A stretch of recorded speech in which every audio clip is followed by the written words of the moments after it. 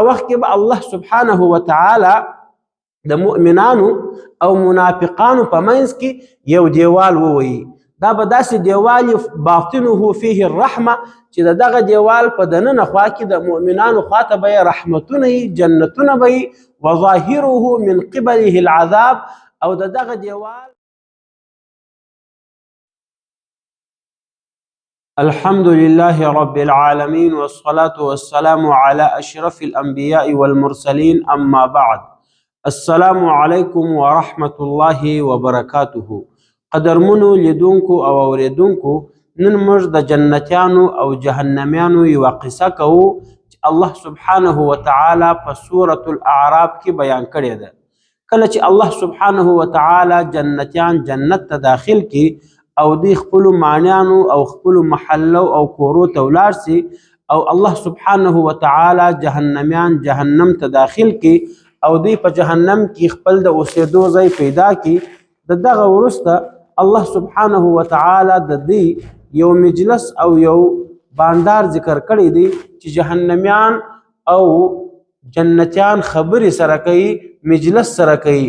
که څه هم جنت او جهنم خو ډیر سره لري، خو بیا هم الله سبحانه وتعالی د جنتیانو او جهنميانو په منځ کې یوه لاره پیدا کړي چې در هغه لارې په واسطه باندې دی یو د بله مجلس کولی سي، خبرې سره کولی سي.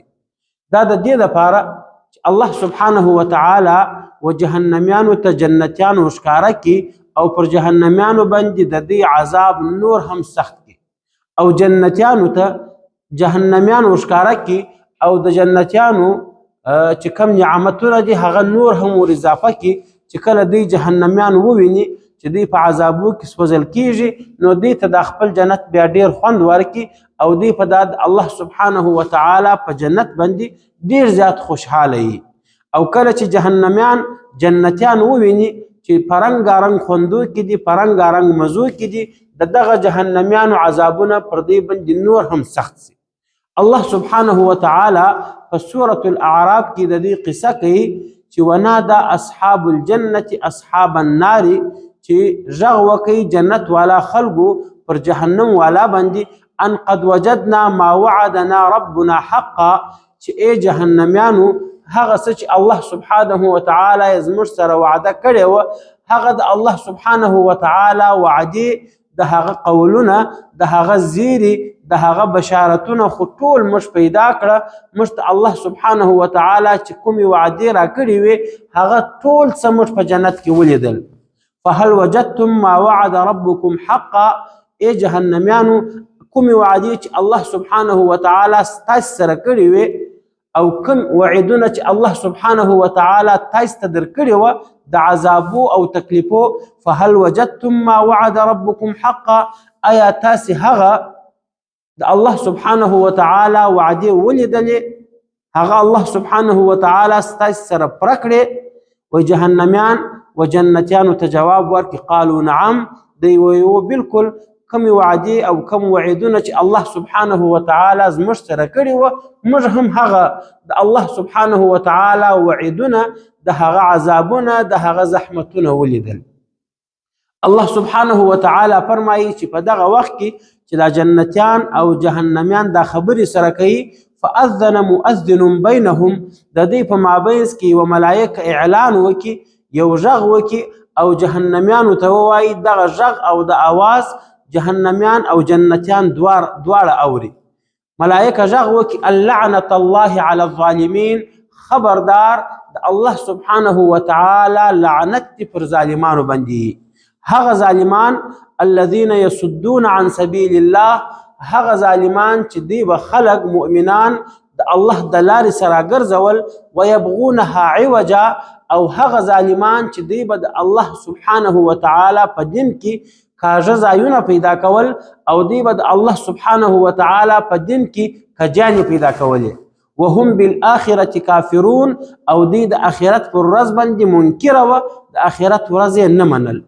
الله سبحانه وتعالی فرمای وبینهما حجاب، د دغه جنتیانو او جهنميانو په مابینځ کې به یوه پرده وي، د دغه جنتیانو او جهنميانو په مابینځ کې به یو دیوال وي چې د دغه دیوال ذکر الله سبحانه وتعالى په سورة الحديد کې هم کړی دی چې د قیامت په ورځ به انسانان درې ډلې سي. یوه ډله به د کافرانو وي چې هغه به در هر څه مخکې الله سبحانه وتعالى پر دروازو باندې جهنم ته ور داخل کړي، او دوهمه ډله به د مؤمنانو وي چې الله سبحانه وتعالى به هغه پر پل صراط باندې تیروي او د هغه وروسته به دوی جنت ته داخلیږي، او دریمه ډله به د منافقینو وي چې په دنیا کې خو دوی ځانو ته مسلمانان ویل، کارونه یې د مسلمانانو کول مګر په حقیقت کې دوی کافران وه، دا به هم در پل صراط تیریږي. یو صحابي روایت کوي چې پیغمبر علیه الصلاة والسلام وفرمایل چې د قیامت په میدان کې به الله سبحانه وتعالى یو توره تیاریکه خپره کړي. کله چې انسانان پر پل صراط باندې روانیږي په دغه وخت کې به پر ټولو انسانانو باندې تکه توره شپه سي، انسانان به هیڅ هم نه ویني.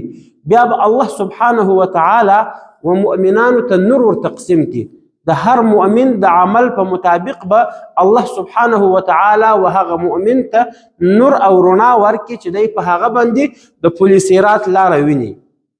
روایت کې راځي چې ځینې مؤمنانو ته الله سبحانه وتعالى د غرو په شان نور ورکړي، او ځینو مؤمنانو ته الله سبحانه وتعالى د خورما د ونو او درختو په شان نور ورکړي، او ځینو مؤمنانو ته الله سبحانه وتعالى د انسان د قد او قامت په اندازه نور او رڼا ورکړي، او هغه در ټولو کمه رڼا چې الله سبحانه وتعالى یو مؤمن ته ورکوي هغه به دومره رڼا وي چې د ده په ګوتمۍ کې به یو اندازه رڼا وي، هغه به هم داسې رڼا وي چې یپله به ولګېږي بیا به بنده سي.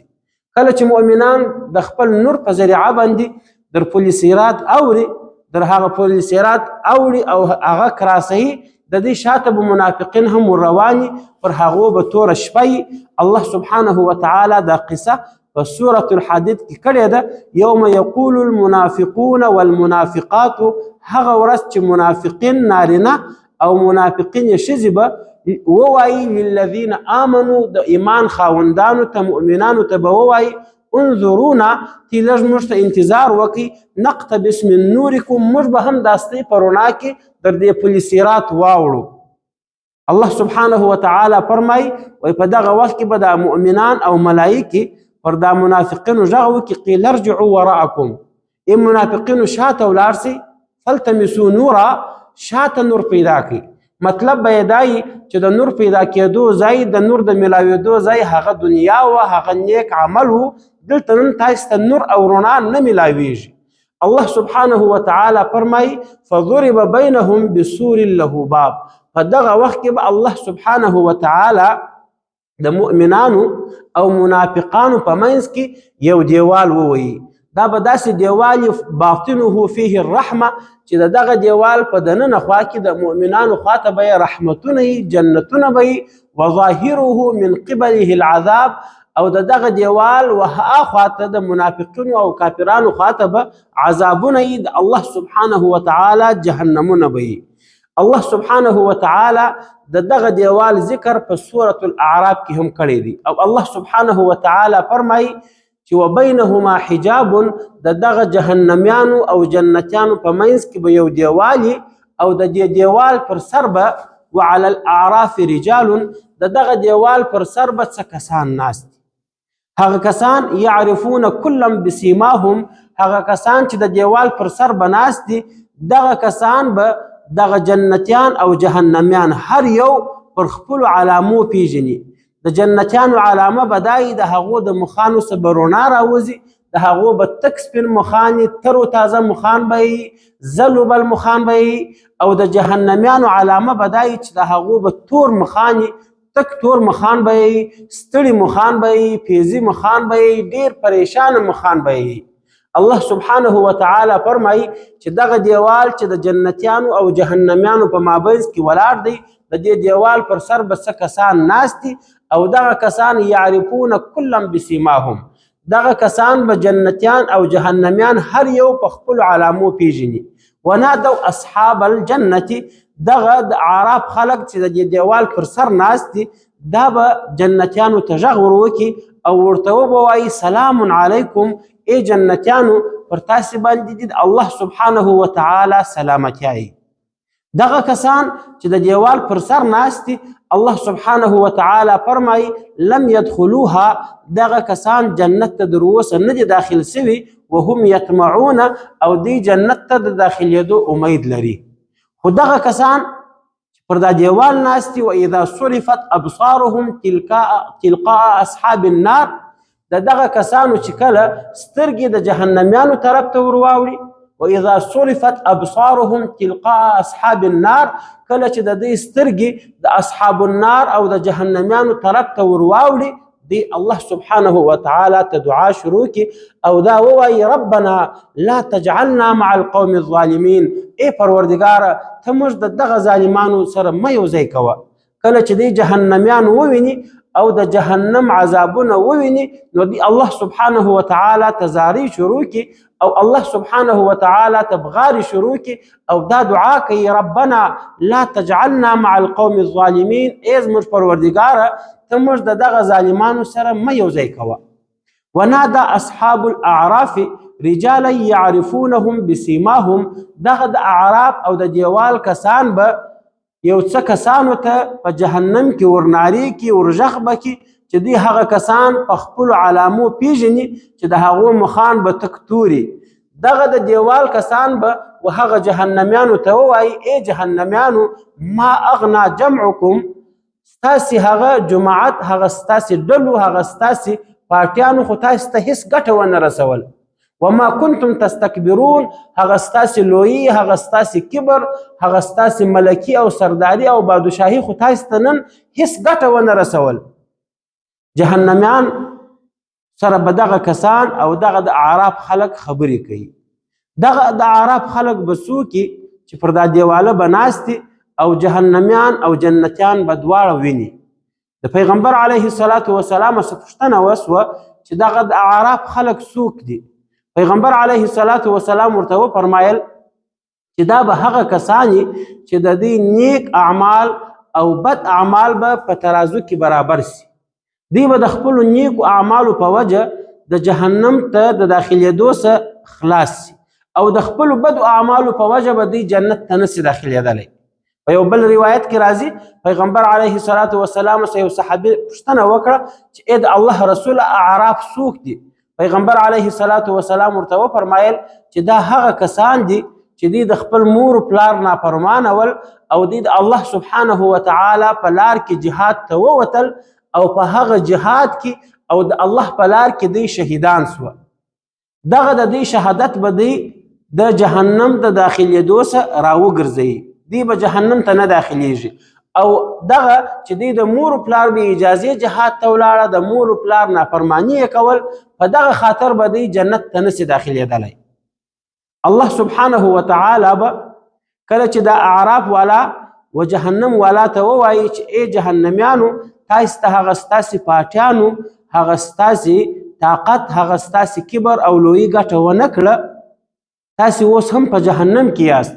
په دغه وخت کې الله سبحانه وتعالى د دغه اعراف والا ذکر کوي چې پر دا دیواله ناست. الله سبحانه وتعالى فرمایي اهؤلاء الذين اقسمتم دغه اعراف والا دا هغه کسان دي چې د جهنميانو د دې په باره کې قسم واخیستی چې لا ینالهم الله برحمت چې دغه کسان به د الله و رحمت ته نه داخلیږي. دغه کسانو ته به د الله رحمت نه رسیږي. د الله سبحانه وتعالى رحمت په دغه وخت کې په جوش کې راسي. دغه جهنميان د دې دیوال والا و انسانانو ته پیغور ورکي چې تاسو خو هم په دنیا کې مؤمنان واست تاسو ښه کارونه کول نن تاسو ولې د دیوال پر سر ناست یاست جنت ته نسئ داخلېدلی. الله سبحانه وتعالى فرمایي الله سبحانه وتعالى به د دغه دیوال پر انسانانو غږ وکړي ادخلوا الجنة تاسو جنتو ته داخل سئ لا خوف علیکم پر تاسو هیڅ بیره نسته ولا انتم تحزنون نه به پر تاسو باندې هیڅ غم وي. عبدالله ابن عباس رضی الله عنه فرمایي چې رئیس المفسرین دی د مفسرینو سردار دی او د رسول الله صلی الله علیه وسلم د اکا زوی دی. هغه عبدالله ابن عباس رضی الله عنه فرمایي الاعراف السور الذي بين الجنة والنار وی اعراف هغه دیوال ته وایي چې هغه د جنت او جهنم په منځ کې ولاړ. واصحاب الاعراف المحبوسون بذلك او د اعراف خاوندان به هغه کسانی چې پر دغه دیوال به دوی ناست دي او الله سبحانه وتعالی به دوی بندیان کړي، جنت ته به نسي تللی. حتی اذا بدأ الله تعالی ان یعافیهم، تر څو چې الله سبحانه وتعالی اراده وکړي چې دوی ته عفو وکړي او دوی معاف کړي او دوی د دغه تکلیف او د دې دیوال د ناستې څخه خلاص کړي او جنت ته یې داخل کړي. کله چې الله سبحانه وتعالی د دوی د جنت ته داخلېدو اراده وکړي، انطلق بهم الى نهر، الله سبحانه وتعالی دغه کسان و یو نهر ته بوزي، یقال له الحیات، د هغه نهر نوم حیاتي. الله سبحانه وتعالی دی و هغه نهر ته ورولي، هغه داسې نهر حافتاه الذهب چې د هغه نهر دواړې خواوې د سرو زرو څخه جوړېږي، مکلل باللؤلؤ، او پر هغه سایډو او پر هغه کنارو باندې رنګارنګ غمیان لګېدلي، او ترابه المسک، د دغه نهر چې کوم هغه لاندې خاورې دي دا به خاورې نه وي، مشک به وي. فالقوا فيه، الله سبحانه وتعالی به دغه د اعراب خلق و دغه نهر ته ورواچوي، حتی یصلح الوانهم، تر څو چې د دې رنګونه بالکل شایسته سي، تک سپین سي، هغه د بدو اعمالو اثرات د دې څخه ولاړ سي. وتبدو في نحورهم شامة بيضاء، او د دې په مخانو کې به یو سپین ټکی پاته سي، د دې پر تنجانو باندې به یو سپین خال پاته سي، یعرفون بها، چې د دغه خال په ذریعه به دوی معلومیږي چې دا د اعراب سره راغلي دي. حتی اذا صلحت الوانهم، عبدالله ابن عباس رضی الله عنه فرمایي کله چې د دې رنګونه بالکل روغ او جوړ سي، د دې څخه د ګناه اثرات ولاړ سي، دوی تک سپین سي، اتي به الرحمن، اتي بهم الرحمن، بیا به دغه کسان ملائکې و رحمان خدای الله جل جلاله ته راوستل سي. الله سبحانه وتعالی به دوی ته ووایي، الله سبحانه وتعالی به دوی ته وفرمایي تمنوا، تاسې زما څه وغواړئ، څه غواړئ، تمنوا ما شئتم، تاسې چې هر څه غواړئ هغه زما څه نن وغواړئ. فیتمنون، دی به د الله سبحانه وتعالی څخه غوښتنې وکړي، الله سبحانه وتعالی ته به خپل ارمانونه ووایي، د الله سبحانه وتعالی څخه به رنګارنګ شان وغواړي. حتی اذا انقطعت امنیتهم، کله چې د دې ارمانونه ختم سي، کله چې د دې خواهشات ختم سي، قال لهم، الله سبحانه وتعالی به دوی ته ووایي چې لکم الذي تمنیتم، تاسې ته ما هر هغه څه درکړه کوم څه چې تاسې د هغه تمنا درلودل، ومثله، او هغه مې دو چنده درکړه، و70 ضعفا، او کوم څه چې تاسې غوښتل هغه مې 80 چنده درکړه. هر څه چې تی وغوښتل هغه ما په 80 چندې باندې تاسې ته درکړل. هر څه چې تاسې زما څخه تمناوې وکړلې هغه ما تاسې ته 80 واره زیات درکړل.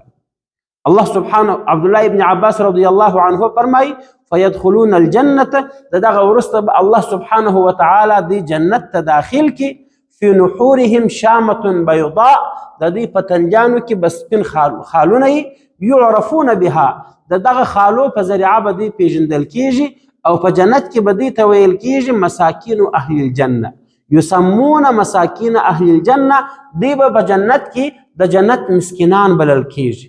الله سبحانه وتعالی فرمای هؤلاء الذين اقسمتم، دا هغه کسان دي ای کافرانو چې تاسو قسمونه اخسته، لا ينالهم الله برحمه، الله سبحانه وتعالی به پر دې باندې رحمت نه کوي. الله سبحانه وتعالی به دغه د اعراب کسانو ته امر وکړي ادخلوا الجنه، تاسو جنتو ته داخل سي، لا خوف علیکم، پر تاسو به هیڅ بیره نه ولا انتم تحزنون، نه به پر تاسو باندې څه غم راځي. کله چې جهنميان دغه د اعراب خاوندان وویني چې الله سبحانه وتعالی دې جنتو ته داخل کی، نو د دې هم د الله ورحمتو ته امید پیدا سي. ونادى اصحاب النار، ونادى اصحاب النار اصحاب الجنه، الله سبحانه وتعالی فرمای چې په دغه وخت کې به د جهنم خاوندان و جنتیانو ته غږ وروکي، او جنتیانو ته به ووایي ان افیضوا علینا من الماء، ای جنتیانو تاسو پر موږ باندې یو څه د جنت اوبه راوپاشئ، او مما رزقکم الله، یا تاسو موږ ته د جنت څخه یو څه خواړه راواستوئ. جنتیان به ورته ووایي قالوا ان الله حرمهما على الكافرین، ای جهنميانو بلا شک الله سبحانه وتعالی د جنت اوبه او د جنت خواړه پر کافرانو حرام کړي دي. الذين اتخذوا دينهم لهوا ولعبا، هغه کافران چې دوی د الله دین مسخري بللې، د الله د دین څخه یې پسخند جوړ کړی وو. وغرتهم الحیات الدنیا، او د دنیا ژوند د دنیا زندګۍ دوی ته دوکه ورکړې وه. الله سبحانه وتعالی فرمایي فالیوم ننساهم، نن ورځ به دوی موږ هیر کو، کما نسوا لقاء یومهم هذا، لکه څنګه چې دوی د الله د دغه ورځې ملاقات هیر کړی وو. وما كانوا بآياتنا يجحدون، او دوی به موږ هیر کو په دې خاطر چې دوی زموږ د آیاتو څخه زموږ د نښانو څخه یې انکار کوي. ولقد جئناهم، الله سبحانه وتعالى فرمایي چې بې له شکه موږ دوی ته ور استولی وو بکتاب، داسې کتاب فصلناه على علم چې هغه موږ په خپل علم باندې ډېر واضح بیان کړی وو. هدى ورحمه، هغه د دې دپاره هدایت و، هغه د دې دپاره رحمت و، هغه د لقوم یؤمنون د ایمان والا انسانانو دپاره رحمت او هدایت و. دوی د هغه کتاب څخه انکار وکړي. هل ينظرون الا تأویله، الله سبحانه وتعالى فرمایي آیا دغه د دنیا کافران آیا دوی انتظار کوي مگر د دغه عذابو د معنا؟ یوم یأتی تأویله، هغه ورځ چې د دغه عذابو معنا راسي او دغه عذابونه الله سبحانه وتعالى دوی ته راولي او الله سبحانه وتعالى دوی هغه جهنم ته ورواچوي. یقول الذین، وبوایي هغه کسان نسوه چې دوی دغه قرآن یې کړی وو من قبل در دې مخکې، دوی به ووایي څه به ووایي؟